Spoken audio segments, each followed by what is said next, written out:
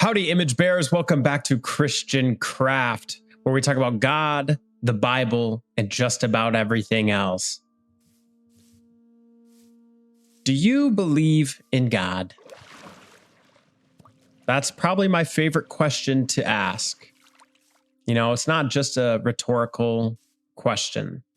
You listening right now, do you believe in God? I find myself, thank you, Zombie. We've gained 61 subscribers since last video. That's pretty crazy, by the way.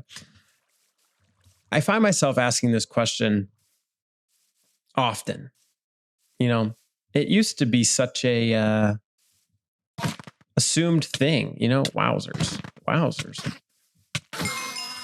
You know, belief in God used to be like kind of the status quo. And now, you know, I find myself being the odd one out, believing in God.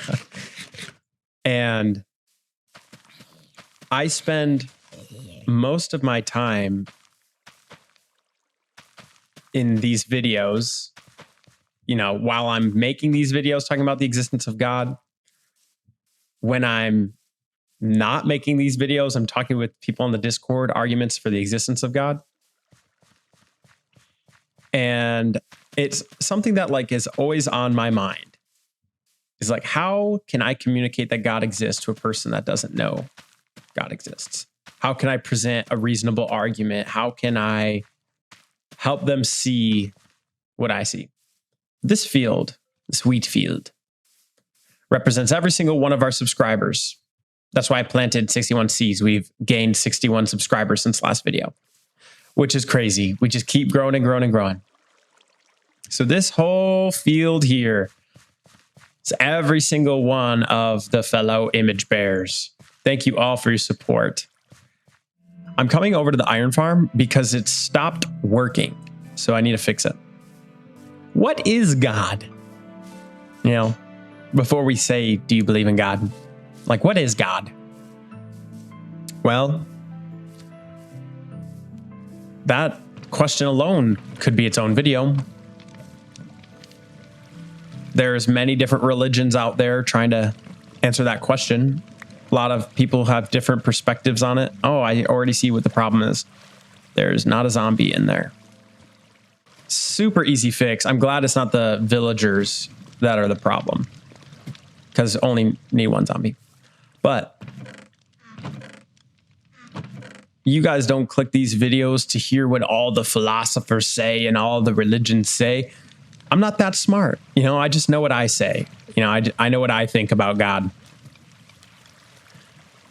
And if I'm trying to like create a modest argument for theism, right? Theism being the belief in God. God is a supreme and necessary being. You could also say a maximally great being. You could say a perfect being. You know, you choose the vernacular you like. I'm going to use them probably interchangeably, you know, because I'm a goober and I'm just like not going to be super consistent, but whatever. A supreme necessary being, a perfect necessary being, a maximally great being. Let's define supreme, let's define perfect, let's define necessary, because if I can define what like a necessary being is, if I can define what a supreme / perfect being is, then we can lump those into just me saying maximally great being. I hear a zombie already. Oh, it's in the villager trading hall. I'm a goober. I'm coming over here because I need more gold carrots. We need to find a zombie. Get out of here, bro. Wow. Ow. Please, zombie. What's in your head? In your head. Zombie. Hey. These are two creepers. I want zombies. Don't blow up. Please. Don't blow up. Where's a zombie? What is that?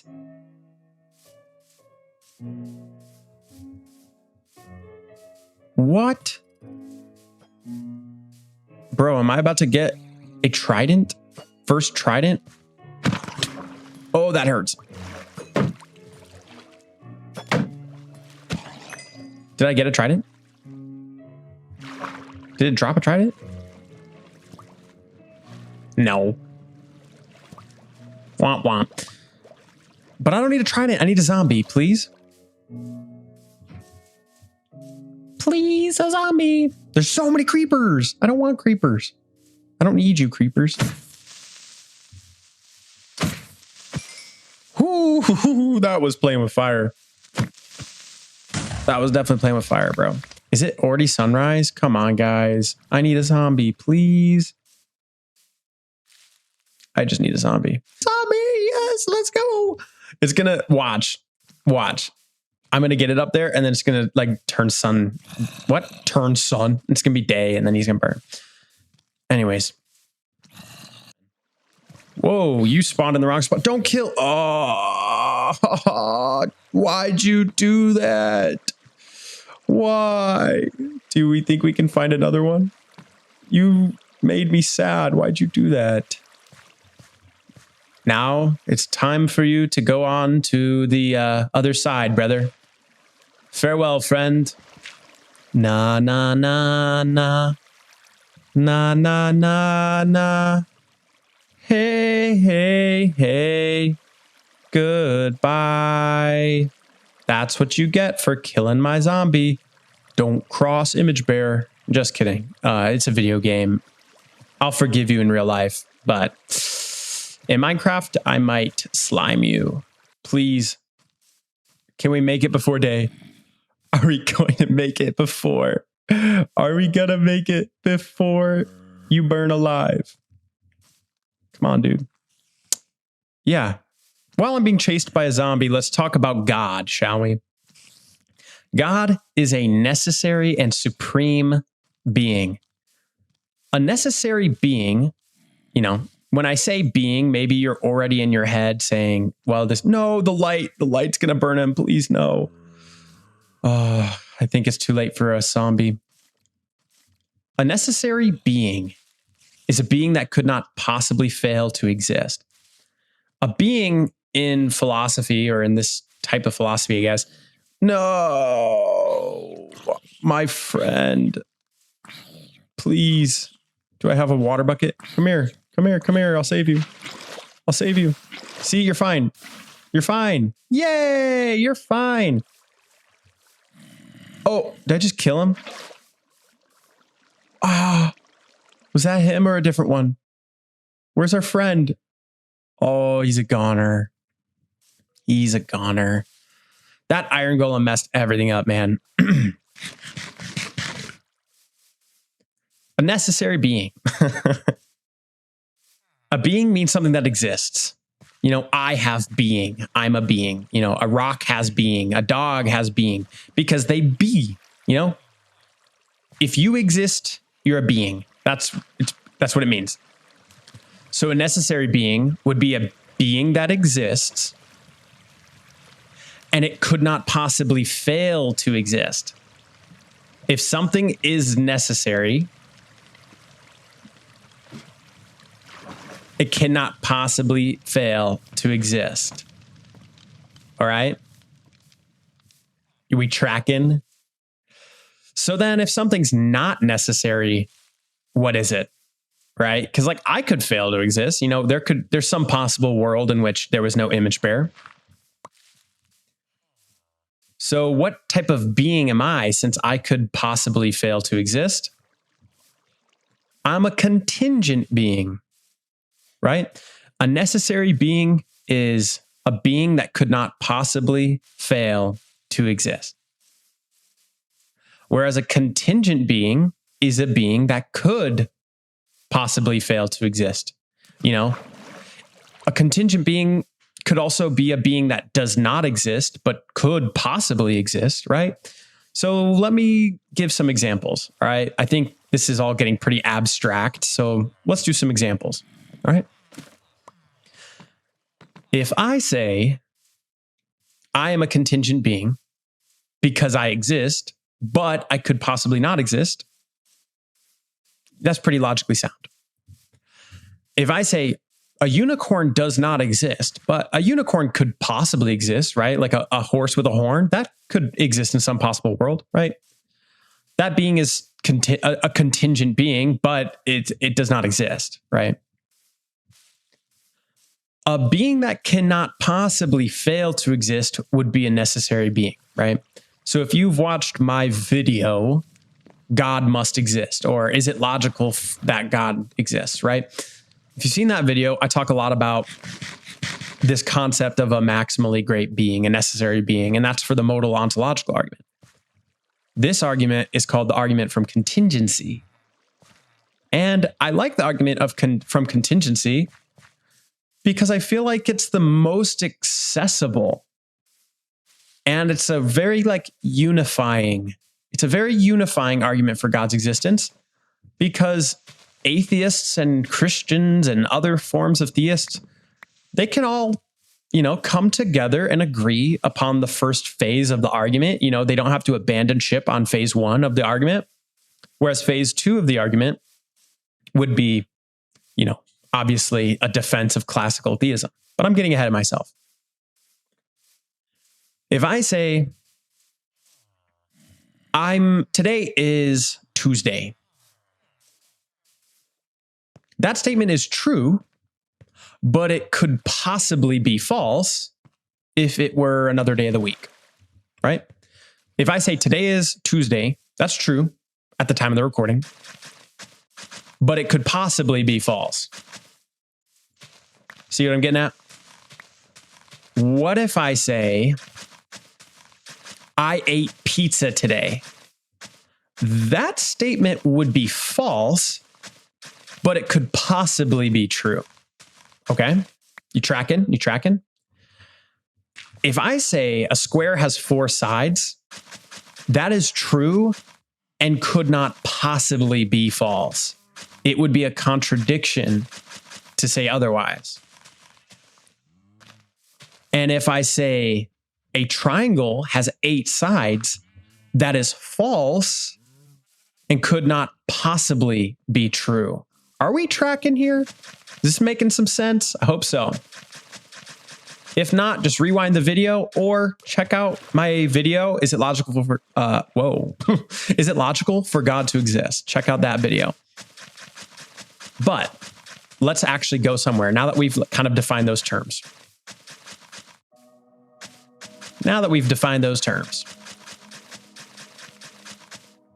A necessary being is a being that could not possibly fail to exist. Okay? Could not possibly fail to exist.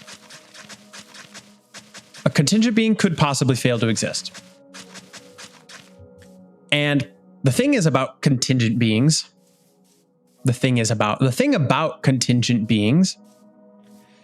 is contingent beings depend upon other contingent beings, right? For example, I am a contingent being. My existence, my being, my ability to be, my being is dependent upon other contingent beings, right? My parents. My existence depends necessarily upon the existence of my parents. That does not make my parents necessary beings. They are still contingent beings, but my dependence upon them is necessary, right? If I were to say, could I possibly exist with different parents? If it were demonstrated, Image Bear could exist with different parents, then maybe my existence is not dependent upon my parents necessarily. But if we're saying, well, an offspring would be a different offspring with different parents, that being would be conceivably different, Would that still be image bearer if there were different parents, right? Now we're getting into like, whoa, this is so abstract and so hard to follow. This is kind of the point of the argument. Contingency and dependence upon contingent things, it gets very confusing. It gets very messy because all things that are contingent depend upon other contingent things. So if all contingent things depend on contingent things, do we just have an infinite regress of contingent things, right? This is like Aristotle's argument of the immovable mover, right? If something undergoes motion, if something undergoes change, then it was moved, right? So everything that has motion is moved. Then do we have an infinite series of change and movement? That seems impossible intuitively, right? Maybe we could demonstrate that is possible, but intuitively that seems impossible, right? This old story of this philosopher talking about, not philosopher, a scientist, is talking about, gravity, talking about the globe at a science conference. And this old lady raises her hand. She protests, "Well, thank you for all of your science. I appreciate you taking your time today, but my mother and father told me that the earth was flat. The earth is not round. It's not a globe. You suggest that the earth is suspended by gravity. That doesn't make any sense. My parents told me that the earth rests on the back of a large turtle." And this woman is explaining to the scientist, it doesn't make much sense to suggest that the earth just is suspended by some invisible force. It makes much more sense to me that the earth lies on the back of the turtle. And then the scientist, with a smile, looks to the old lady and says, "Well, what is the turtle standing on?" And the old lady thinks for a second. She's like, "What is the turtle standing on? Huh? Yeah, okay. I wonder where the earth is, how the earth stays still, where it lies. Okay, it lies on a turtle, but I've never thought, what does the turtle stand on?" She takes a minute to think and she responds, "Well, on another turtle's back, of course." And the scientist, his grin gets bigger and bigger. And he goes, "Okay, well, what is that turtle standing on?" She goes, "Well, another turtle, of course." And he says, "Okay, so how many turtles are there? Like, what does each turtle stand on?" And she goes, "Oh, you silly scientist. It's turtles all the way down." Right? That's a bit of a funny illustration to, the concept of infinities in the tangible universe, right? Like, or an infinitely long process, count down, count from negative infinity to zero and let me know when you're done, right? It's just like those illustrations, intuitively, infinities and infinite regresses, those in sequences, they fail to exist. They don't work, right? And maybe we could one day demonstrate they do, right? The whole argument doesn't hinge upon that necessarily. It's more of an intuitive argument, right? The modal ontological, why'd I sleep? Oh, no, I wasn't thinking I needed a zombie. Oh, I made a mistake. Anyways, the modal ontological argument is a little bit more rigid. It's a little bit more just like premise 1 flows to premise 2, flows to premise 3, flows to premise 4, premise 5, premise 6. Therefore, God exists, right? People don't really like that argument because it's so rigid. I like the contingency argument, the argument from Contingency, because you can formulate it in so many ways. The modal ontological argument is like, it's Alvin Plantinga formulated it using modal logic. There's only so many ways to formulate it within those, agreed upon axioms. The ontological argument itself, that could be more formulated in a more Bayesian way, like a probabilistic way rather than just like a rigid, if this is true, then this. Bayesian inference is just basically saying, as more evidence to a hypothesis is developed or discovered, then the probability that the hypothesis is true increases, right? So the contingency argument, operates on, this specific formulation, I guess. You could have a modal contingency argument, but I digress.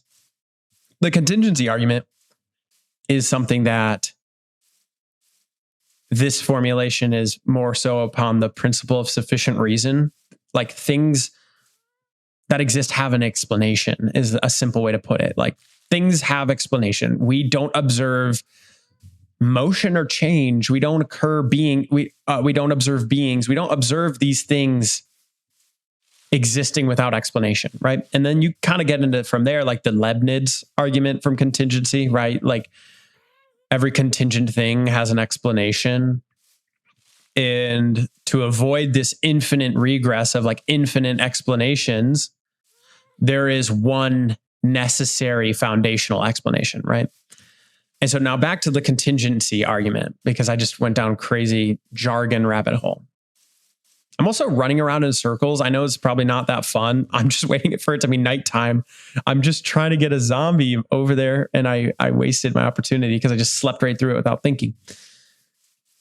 So I guess we just like go chop down trees or something. Yeah, let's just chop down trees or something. The contingency argument. Contingent beings exist, right? I'm a contingent being, a dog's a contingent being, a rock's a contingent being, right? Contingent beings are beings that could fail to exist. Contingent beings are dependent. They are dependent upon other contingent beings, right? So if contingent beings depend upon contingent beings, then there's a contingent being that all things depend upon, right? Like there is a first contingent thing that everything depends upon. But then if we say there's a first contingent thing that all contingent things depend upon, if that thing itself is contingent, then what does it depend upon? It must depend upon something necessary, because something that is necessary is independent. It could not possibly fail to exist. It exists of its own nature. It is self-sufficient. It is self-explanatory. It has the power, explanatory power, that it itself exists and it itself explains all other existing things. So that would be the necessary being, okay? We could say phase one of the argument, because I don't want to just like lay out premise one, premise two. Maybe if like maybe I'll make a YouTube short where it's just like subtitles and then it's easy to read and follow along. But whatever. Along the lines, contingent things exist. Contingent beings exist. Contingent beings depend upon other contingent beings. I need to clean out my inventory. Oh man, that's ugly. Contingent beings exist. Contingent beings depend upon other contingent beings. If there exists a first contingent being, that contingent being, contingent thing, must depend upon a necessary being. Otherwise, we would have a turtles going all the way down problem. So if there exists a necessary being, that necessary being is independent and it could not possibly fail to exist. I don't know of many people, in honesty, that disagree with that argument, because that's not in and of itself an argument for theism. if somebody presents that argument and says, boom, now convert to Christianity, you should be a little skeptical of that person. Like, huh? That doesn't really follow. Why would I believe that Jesus is my Lord and Savior just from abstract contingency and necessity, right? That's a valid pushback and reservation to have. That's called phase one. Phase one of the contingency argument. There exists a necessary being. It's a pretty modest argument. Now, what is that necessary being? What's the nature of that necessary being? That's where we get into the fun stuff, the confrontational stuff, the disagreements. That's where it gets fun. But firstly, let's talk about why I don't think atheists should abandon phase one of the contingency argument.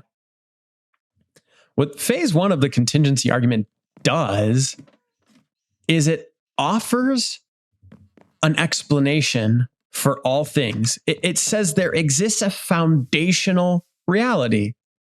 There exists foundational reality, right? That should be that should be desired, right? Like that, we should want that to be true.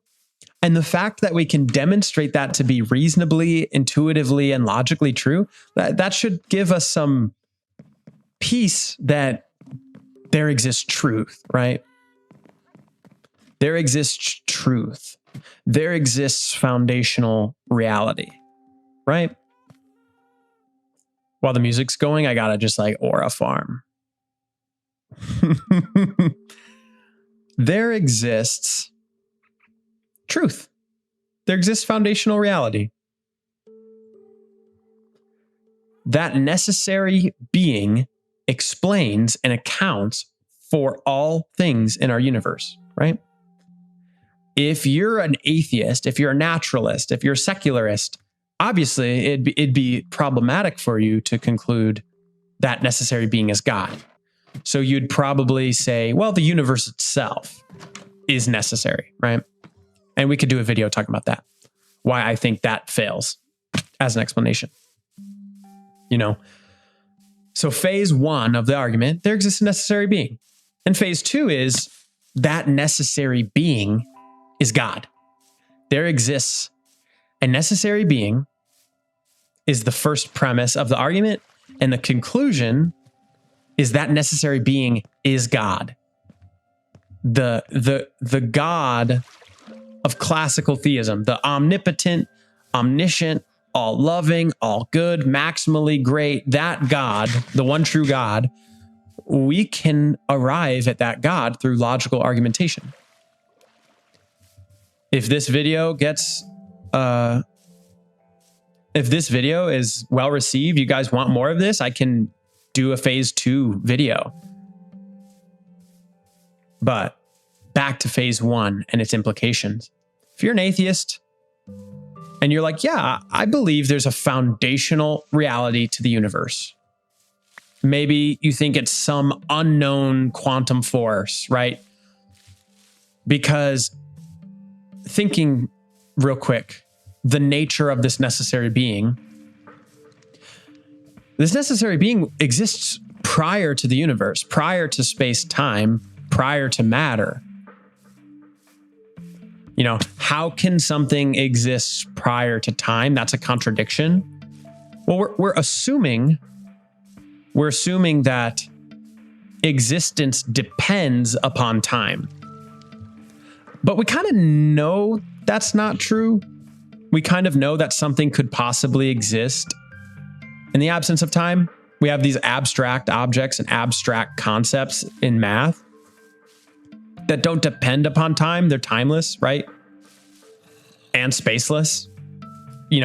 Right now, this video, I'm a mind speaking words that your mind receives, right? Minds are something that intersect between the intangible and the tangible, right? Logic and truth itself is kind of a spaceless, timeless entity that exists. So, to say this necessary being, and I'm not saying it is God, I'm just saying the necessary cause of the universe.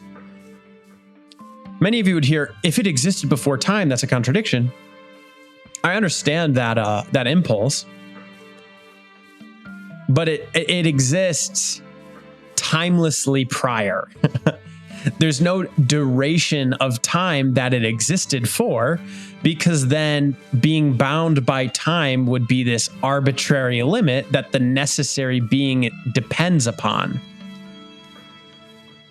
The model of the universe we currently have, which is always disputed and discussed, and it evolves and it changes, and its physics is way outside of my realm of understanding. I don't understand quantum physics, don't understand physics in general. Why'd I sleep again? No, why'd I sleep? No, why'd I do that? Oh, I'm digging myself in a hole now. Oh, man, I've done that twice. Yikes. Anyways. I also didn't put any of my stuff away. I'm just running around in circles. Oh, the Lord provides. He has a helmet. God is good. There is a God. Boom. God exists, atheists. He has provided me. The Lord and his provision is wonderful. Okay, get in the boat and don't spawn an iron goat. Where'd you go? Hey, where is he? There he is. Okay. I was about to say the Lord gives and he taketh away. Time itself, space, time, energy, depend upon this necessary being. So then this being must no every time. I'm banishing you too. Nah, nah, nah, nah. Na, na, na, na. Hey, hey, hey. Goodbye. Bro. Ugh, the Lord provides in my foolishness. I destroyed the wonderful gift God gave me. If the necessary being depends upon nothing but its own being, by definition, it must be spaceless and timeless and immaterial. Right? Spaceless, timeless, immaterial. You know, that's kind of hard to disagree with, but if you want to disagree with it, go ahead. I don't understand how something could be eternal in time. I think that's a turtles all the way down problem. You know, if there were infinitely many moments in time prior to this moment in time, how would we ever arrive at this moment in time? You know, cut that time in half, cut that time in half again, cut that time in half again. Oh, it's still infinite moments in time. So time had a finite beginning. Space-time had a finite beginning, right? We have that current model where all of our current physics breaks down. You know, we call that the Big Bang. And we'd say space-time, the universe began to exist, right? Let's stay in philosophy. Let's not get too much into quantum physics and physics because that's outside of my understanding. If a necessary being exists, that being depends upon nothing. It exists. It is independent. It is self-sufficient. It is self-explanatory.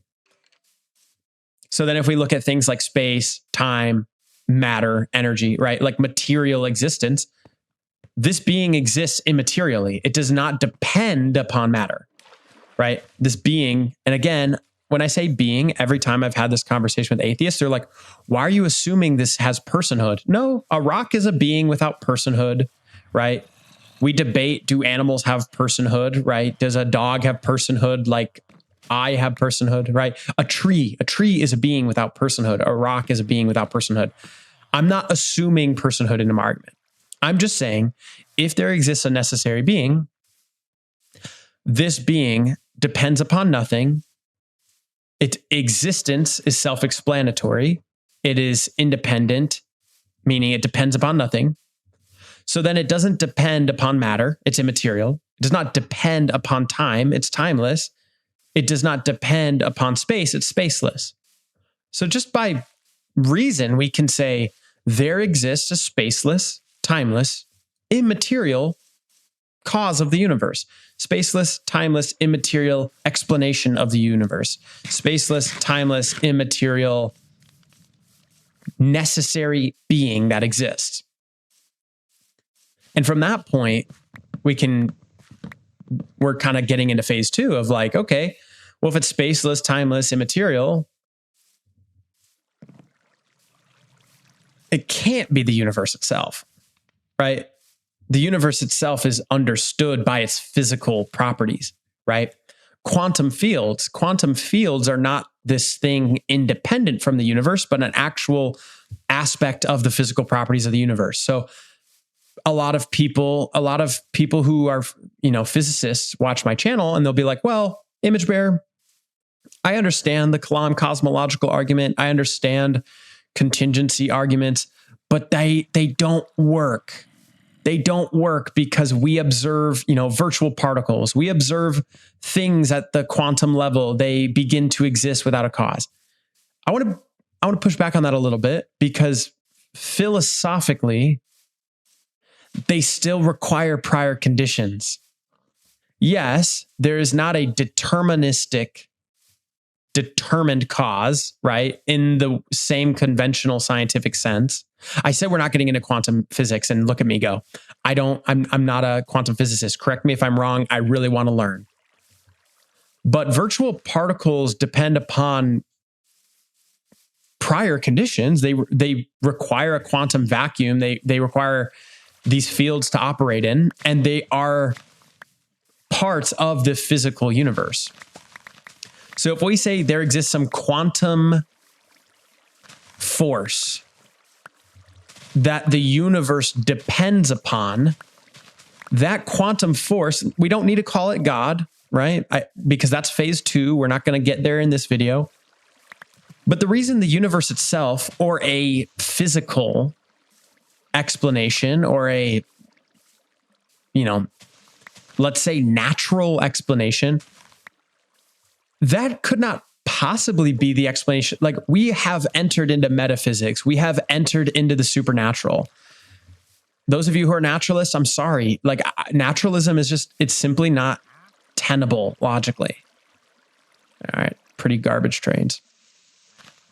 It's not very tenable, naturalism. Atheism is much more tenable, right? Because you don't have to be a naturalist to be an atheist. Most atheists I know would say, yeah, I deny miracles because I believe in science. I believe in the physical universe. I reject anything supernatural. And it's like, well, a lot of them actually do believe in something supernatural, because what's supernatural, it just means it's transcendent above the physical universe, right? The cause of the universe must transcend the universe. If the universe itself is necessary, the universe itself could not possibly fail to exist. That's quite a thing to have to demonstrate. That's quite a difficult, one of the most difficult philosophical burdens of proof to overcome, is to demonstrate that the universe exists necessarily. Because then that would require, the universe could not possibly fail to exist.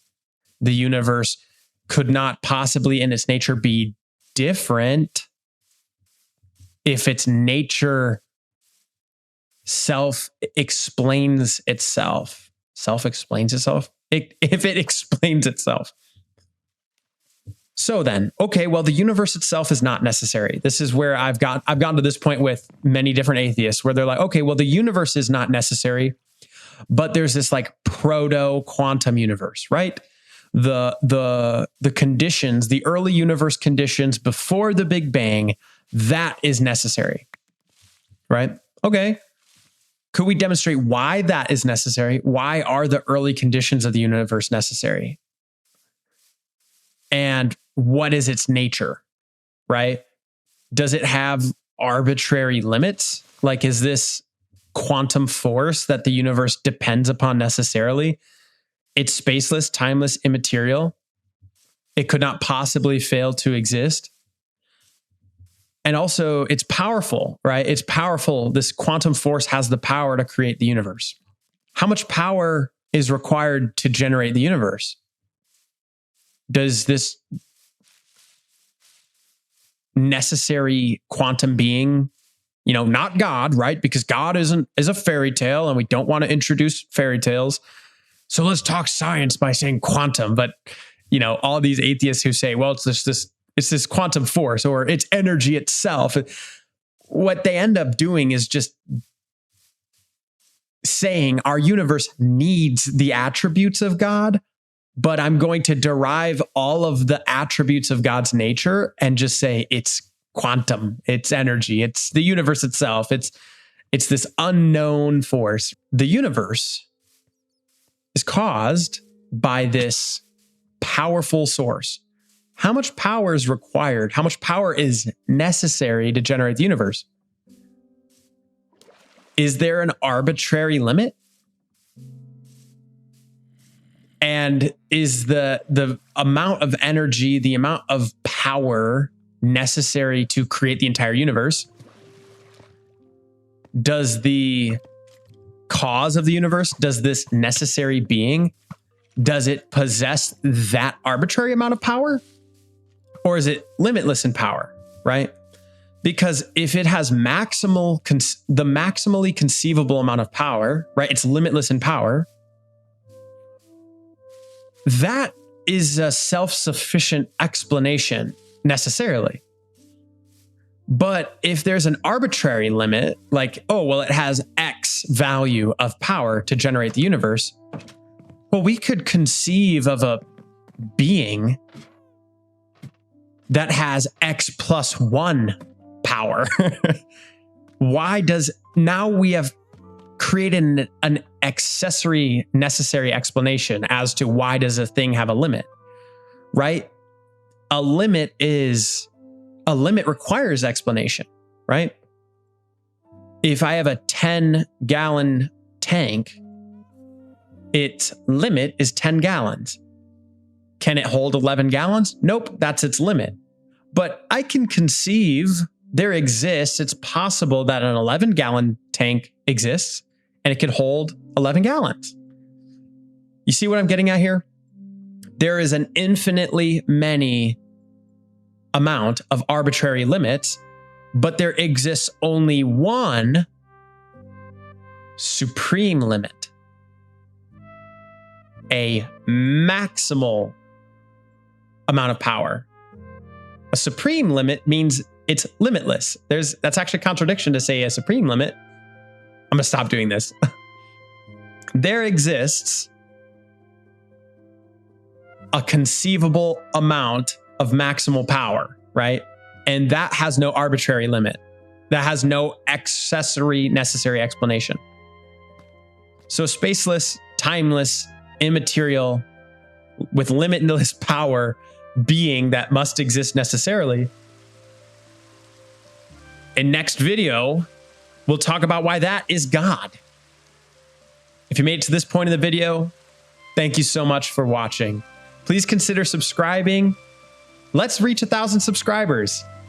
Next video, we're going to do a Q&A. Once we hit 1,000 subscribers, we're going to do a Q&A video. Drop your comments, drop your questions down in the comments below. Join the Discord, drop your questions in the Discord, and I will answer your questions. Thank you so much for watching. God bless you. Signing out for now, boys. Ciao.